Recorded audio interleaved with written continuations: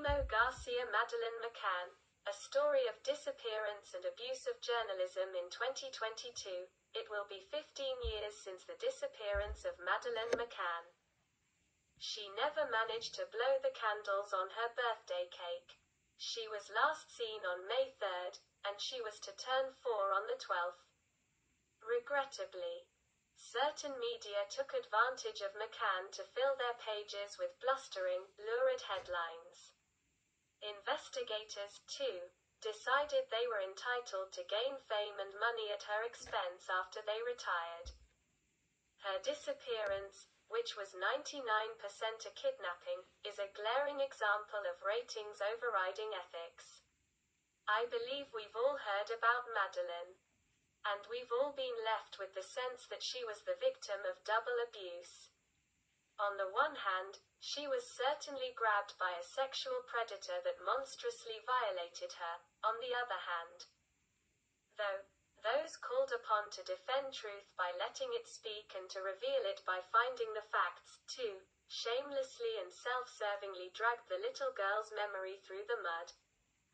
I admit that I'm a sensitive person, but I don't think that even the most callous would be unmoved by a picture of Madeleine's parents, Kate and Jerry, taken just 3 days after her abduction. The two were still in the resort in Praia da Luz, in the Algarve region of Portugal, where the mother, father, Madeleine and her twin baby brother and sister were spending a family holiday.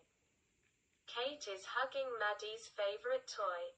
The paparazzi clicked their shutters when the two were leaving a church service at which locals and tourists joined in a prayer for the child's safe deliverance. I don't know how Kate and Jerry McCann held out for as long as 15 years. Not just because of the loss of their loved one, but also because of the pressure under which they came. They were put on trial by media, with insinuations that they had killed their child. They were branded without a shred of evidence. My admiration of Madeleine's parents is one reason why I decided to dedicate the Hope Project to her.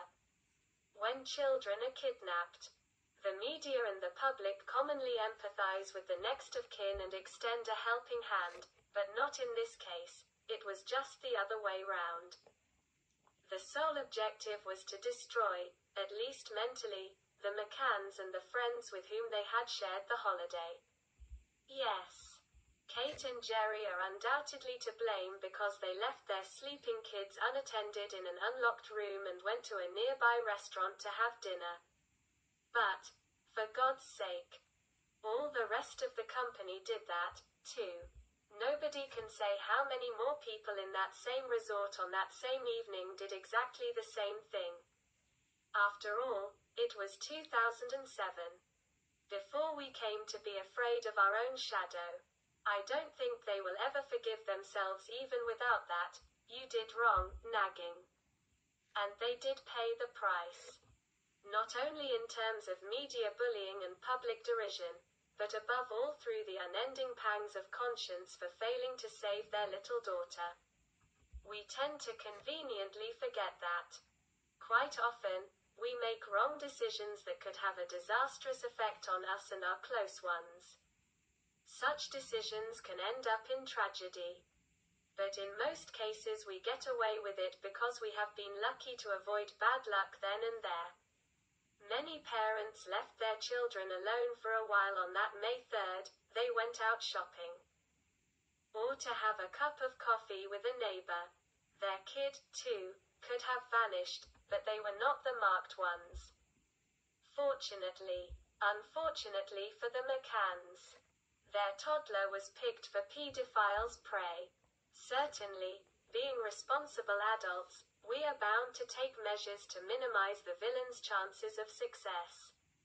To this end, we should safeguard the younger child but also warn the elder one of the dangers. Especially in these times, that elder child is chatting away without being aware of who the other chatter is. No prizes for guessing the implications of a casual online acquaintance followed by a meeting in person. As I already said, I was inspired by McCann's parents. I just couldn't help it. For as many as 15 years they never lost the hope of seeing their girl again, of embracing her, ruffling her hair, shoving in her hands the presents she didn't get for her 4th and 5th and 6th and 9th and 13th and 15th and 18th birthday. I don't know whether they have realized, unlike most other people, that her survival beyond 24 or 48 hours after her taking was immensely improbable. But if they did, and, defying cold logic, they unleashed their feelings and set up a fund to raise money for one campaign after another to spread the news about Madeleine so that, if she was still alive, somebody could learn the truth and, if they spotted her, could contact law enforcement, they have my deepest respects. These persons are not only strong, but they love strongly. They love their children, and they also love each other. After all that pressure, after all that anguish, they did not divorce but stuck together in the hope of seeing her again. Another reason why I opted to present Madeleine McCann is that, having studied journalism, I am ashamed of the stain that colleagues around the world left on the profession itself. Overstepping the mark between reporting and sensationalizing the McCann case. In my opinion, journalism can clear this disgrace by admitting its mistake and, at the same time, by adopting Madeleine as an epitome of clean, person-centered journalism. To my mind, the Hope Project has a two-pronged objective. On the one hand, it is focused on parents' undying hope to be reunited with their lost child. On the other hand, it promotes my dream to see journalism by humans and for humans rather than by brutes for money. Riding roughshod over long-suffering people. Printing the photos of missing children on milk cartons emerged as a strategy in the United States of America in the 1980s. This is unnecessary at present. Considering the influence commanded by Uncle Google, sharing anything you wish is just a couple of clicks away. But then let's keep in mind that despite the advanced systems for reporting missing minors in the developed countries, there are still cases in which they cannot be located, which leaves many families devastated. This gives me a reason to believe that we should not be arrogant and assume that we have done everything possible against the pedophiles. Let technology be our partner rather than lull our vigilance.